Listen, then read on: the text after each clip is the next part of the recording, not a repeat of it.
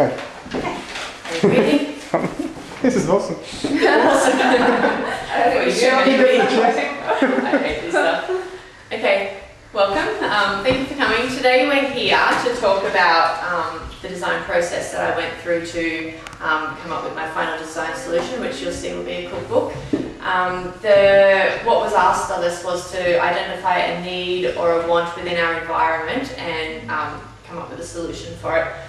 Because mine was food-based, I realised that my boys don't have a very strong concept of where their food comes from. They think we go to the shops, we buy it, and we bring it home and we cook it.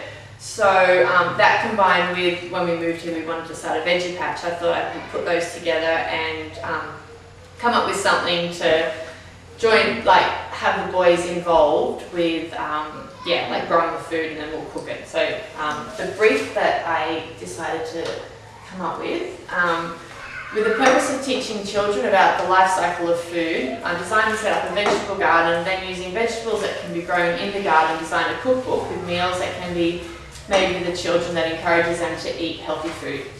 Okay, because it's actually quite, I had to do 3 different things, so we'll have to just quickly go through the 3 different things. First I had to design the veggie patch, then I had to design the recipes to go in it, then the layout of the cookbook. Okay, so first was the veggie patch.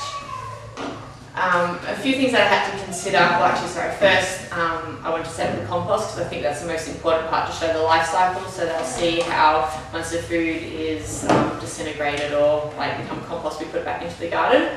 So I started that first, and then I had to come up with the best area, which we chose down the side. The things I had to think of was the sun, not taking up too much space in the backyard, somewhere we would be able to block off to keep Esky out of. So then what I did was I checked a few different areas, watching throughout the day what might have had the best sun. It ended up being up the front of the house, and as you can see, Esky found it pretty much straight away. So before I could go any further, we decided to use what we had for our old deck, and we've built a fence. Chris helped me do it. So we blocked Esky off there, and then then I was able to start setting it up, and the boys helped me. I had to do a lot of research beforehand of the best ways to set up the garden bed, what would be the best garden bed to use. I went for a pre-made one, mainly for the colour scheme, more for anything else because we wanted to make it fit in with the house, as well as I heard that the timber could get quite, can use as arsenic. I had to research what vegetables that I could plant at this time of year. And again, here I use the old steps because we haven't been here for very long. I'm still not sure 100% of what the sun's going to be like, so I wanted to make things a little bit more mobile. So I've got a lot of pots and hanging, which you can see how mobile they are. I've got in an example. You can bring them in to hang up. So once I set that up, I then had to go on to making up the food, which obviously I couldn't buy the food, I couldn't grow it straight away, so it was all bought food, but the idea in the end would be for us to pick it and make it. Again, I wanted to involve the boys a lot, and I used lots of things ideas like trying to trick them using beetroot in chips, in fish and chips and stuff, which it kind of worked, and I tried 2 different presentation ideas. Obviously they were the box idea. This was just the way I wanted to set up all the food at the beginning to give them an idea of what the food was. Instead of picking it, at least they could see what was going into it.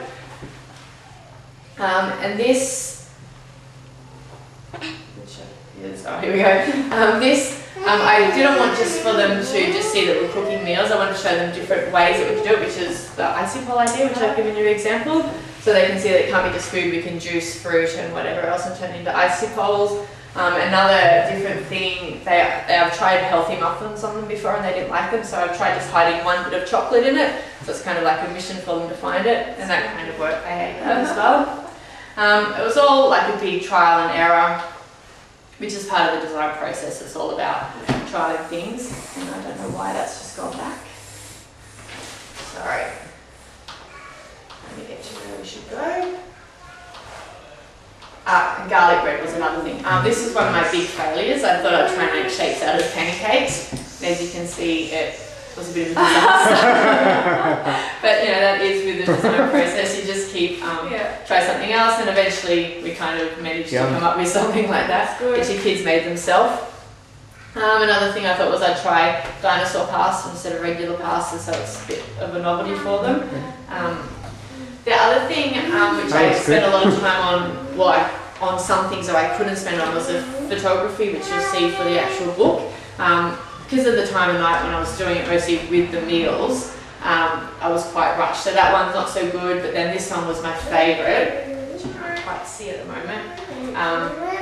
Was my favourite one because I had time through the day to fix it up. And this is just the boys having fun with me.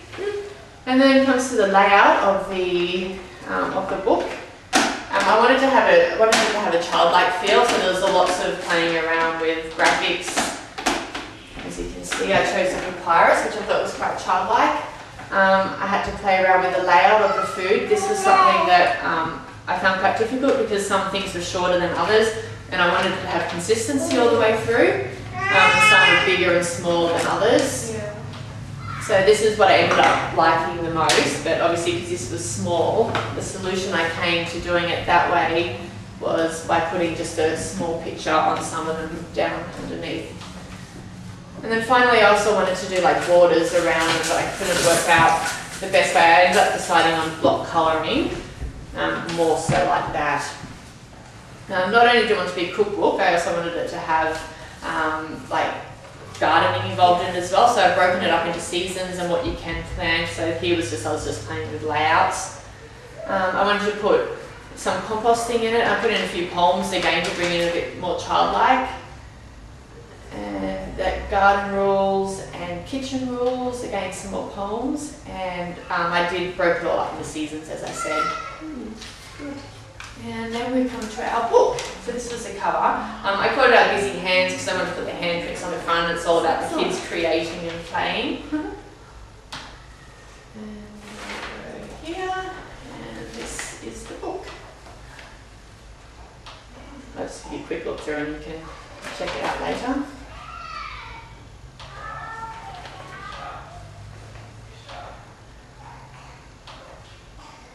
Oh, that was good. Yum.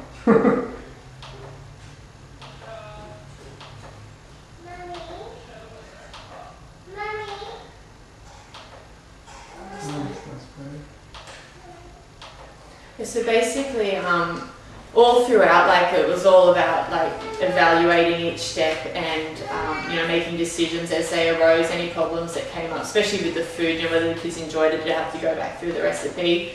And then obviously at the end evaluating the book, like whether I think it meets the criteria, which I think it does. Would change a few things if I didn't get it, like I said, like with photography, I'd probably go back and fix that up a little more.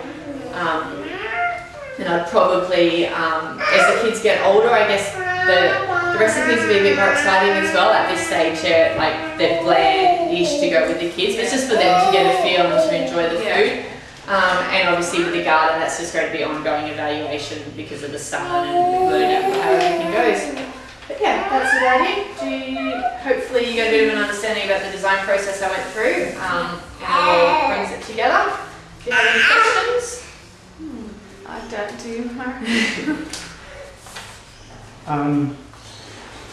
No, not really. I guess there's also ways you could do with this sort of thing. Like you could have, like you've got the different seasons ones here. You could have different cultures in there as well. Well, that's true. Yeah.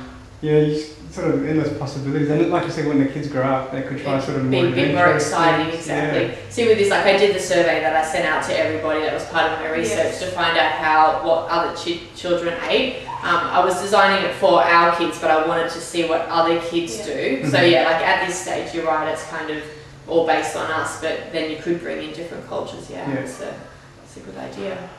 The other one I was thinking about, because I guess these days a lot of people are gluten free and stuff, so maybe some things you might could have put to things like that. Yeah. You probably notice most of them in here are vegetarian because that's what we eat here. I have thrown in some chicken and things like that, but a lot of it are like I tried to keep things that the kids ate, but make it just a little bit more exciting, and also it was just for them to get an idea of what goes into their food. And a lot of it I had to obviously base around what we would be able to grow too. Yeah. So, and obviously things we'd have to add to it.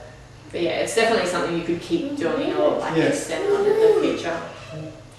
It's really Yeah. good. That's very good. Cool. I'm Thank you. hungry now. Well, we have muffins and ice balls. Some of the photos are really nice. I mean, like you said, See, some of them- I don't know. I think the photography was really good. Yeah. There was just a lot of them, like I said, because we were time constrained. So like if I made the meal and the kids were starving, so I was trying to play it up and make pictures. So I was doing a lot of it down here. Yeah. But some of them I had time to take outside and Yeah. fix up. Like the muffin one I really like, and the quiche one I got Yeah, to yeah. spend a lot more time on, which I think turned out quite well. I can quickly find it.